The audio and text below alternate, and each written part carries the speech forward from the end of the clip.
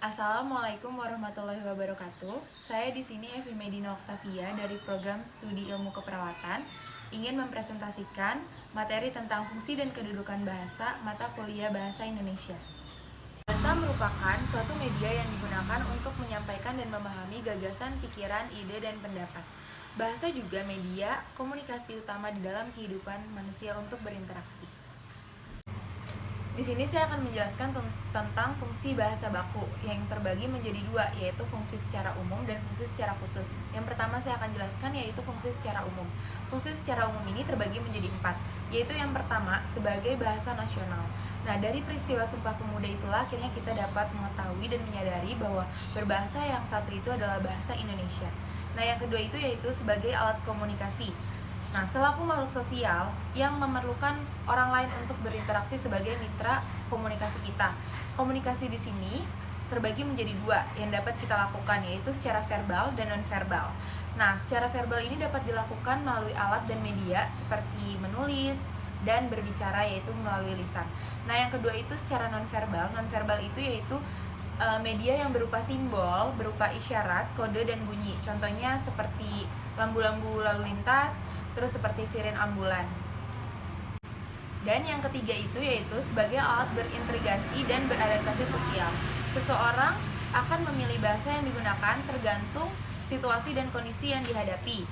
Nah, seseorang akan menggunakan bahasa yang non-standar ketika dia sedang bersama teman-temannya, dan dia akan menggunakan bahasa standar ketika dia sedang bersama orang tuanya atau orang yang lebih tua dari dia. Dan yang keempat, sebagai alat kontrol sosial. Kontrol sosial yang sangat mudah kita terapkan adalah sebagai alat peredam rasa marah. Nah, menulis juga merupakan salah satu cara untuk meredakan rasa marah, merupakan cara yang efektif. Selanjutnya yaitu fungsi secara khusus. Fungsi secara khusus terbagi menjadi 4. Yang pertama yaitu mengadakan hubungan dalam pergaulan sehari-hari. Nah, di sini kita mengadakan hubungan dengan pergaulan sehari-hari, yaitu dengan berkomunikasi bersama teman-teman pada saat main dan mengerjakan tugas. Yang kedua yaitu mewujudkan seni sastra. Nah, di sini dengan cara menciptakan karya seni dari sastra yang bisa membangkitkan semangat atau rasa nasionalisme kita. Terus selanjutnya yang ketiga adalah mempelajari bahasa-bahasa kuno. Nah, di sini dengan cara mencari tahu bahasa-bahasa kuno dan memperdalam bahasa-bahasa kuno. Terus selanjutnya yang keempat adalah mengeksploitasi iptek. Nah, di sini tanpa adanya bahasa, iptek tidak dapat tumbuh dan berkembang. Selain itu, bahasa Indonesia di dalam struktur budaya ternyata di dalam kedudukan, fungsi, dan peran ganda, yaitu sebagai sarana berpikir dan sarana pendukung. Pertumbuhan dan perkembangan ilmu pengetahuan dan teknologi tidak akan berlangsung sempurna. Implikasinya di dalam pengembangan daya nalar menjadikan bahasa sebagai prasarana berpikir modern.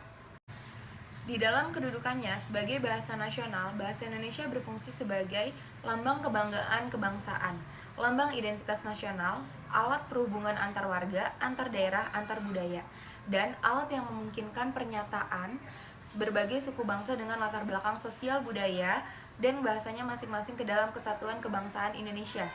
Terus selain itu, di dalam kedudukannya sebagai bahasa negara, bahasa Indonesia berfungsi sebagai bahasa resmi kenegaraan, bahasa pengantar dalam dunia pendidikan, alat perhubungan pada tingkat nasional untuk kepentingan perencanaan dan pelaksanaan pembangunan, dan alat pembangunan atau pengembangan kebudayaan, ilmu pengetahuan, dan teknologi. Selanjutnya, Gorskeraf menambahkan beberapa fungsi lain, yaitu ada 6 fungsi dari Gorskeraf. Yang pertama, fungsi lebih mengenal kemampuan diri sendiri. Fungsi lebih memahami orang lain, fungsi belajar mengamati dunia, bidang ilmu di sekitar dengan cermat. Yang keempat, fungsi mengembangkan proses berpikir yang jelas, runtut, teratur, terarah, dan logis. Yang kelima, fungsi mengembangkan atau mempengaruhi orang lain dengan baik dan menarik. Yang terakhir, fungsi mengembangkan kemungkinan kecerdasan ganda. Selanjutnya yaitu ada macam-macam dari secara ganda dari Gorskeraf, yaitu ada 5 fungsi. Yang pertama, fungsi ekspresi. Fungsi ekspresi ini yaitu pernyataan ekspresi diri yang menyatakan sesuatu yang akan disampaikan oleh penulis atau pembicara sebagai eksistensi diri. Contohnya yaitu menarik perhatian orang lain, membebaskan diri dari semua tekanan dalam diri seperti emosi. Selanjutnya melatih diri untuk menyampaikan suatu ide dengan baik. Fungsi ekspresi diri itu saling terkait dalam aktivitas dan interaktif keseharian individu. yaitu proses dari anak-anak, remaja, mahasiswa, dan dewasa. Selanjutnya yaitu fungsi komunikasi. Komunikasi tidak akan terwujud tanpa dimulai dengan ekspresi diri. Nah, komunikasi merupakan akibat yang lebih jauh dari ekspresi, yaitu komunikasi tidak dapat sempurna apabila ekspresi diri tidak diterima oleh orang lain. Selanjutnya ada fungsi integrasi dan adaptasi sosial. Fungsi peningkatan integrasi dan penyesuaian adaptasi diri dalam suatu lingkungan merupakan kekhususan dalam bersosialisasi baik dalam lingkungan sendiri maupun lingkungan yang baru. Nah, di sini hal itu menunjukkan bahwa bahasa yang digunakan sebagai sarana mampu menyatakan hidup bersama dalam suatu ikatan masyarakat. Selanjutnya yaitu fungsi kontrol sosial. Kontrol sosial sebagai fungsi bahasa bermaksud mempengaruhi perilaku dan tindakan orang lain dalam masyarakat, sehingga seseorang itu terlibat dalam komunikasi dan dapat saling memahami. Nah, di sini dengan adanya kontrol sosial bahasa mempunyai relasi dengan proses sosial masyarakat seperti keahlian bicara, penerus tradisi dan lainnya yang dapat memahami dan menanam rasa keterlibatan pada masyarakat bahasanya. Selanjutnya yang terakhir ada fungsi membentuk karakter diri. Nah, ini dapat dikembangkan lagi. Fungsi membangun dan mengembangkan profesi diri ini menciptakan berbagai kreativitas baru. Selanjutnya di sini saya akan menjelaskan tentang kedudukan bahasa Indonesia. Nah, sebelumnya dia memiliki dua latar belakang. Yang pertama itu adalah ikrar ketiga Sumpah Pemuda 1928. Nah, di sini yang berbunyi, kami putra dan putri Indonesia menjunjung bahasa persatuan bahasa Indonesia. Selanjutnya yang kedua yaitu sejak 9 Juli 2009 keberadaan dan penggunaan bahasa Indonesia sudah diatur dalam Undang-Undang Nomor 24 Tahun 2009 tentang bendera, bahasa, dan lambang negara serta lagu kebangsaan. Dan terdapat di dalam pasal 36 yaitu bahasa negara ialah bahasa Indonesia. Dan pada pasal 44 ayat 1, pemerintah meningkatkan fungsi bahasa Indonesia menjadi bahasa internasional. Selanjutnya, kedudukan bahasa diidentifikasikan menjadi bahasa persatuan nasional negara dan standar. Dan keempat, posisi bahasa tersebut memiliki fungsi masing-masing. Yang pertama, yaitu bahasa persatuan. Bahasa persatuan adalah pemersatu suku bangsa, yaitu pemersatu suku, agama, rasa, dan antar golongan, yaitu SARA, bagi suku bangsa Indonesia dari Sabang sampai Merauke.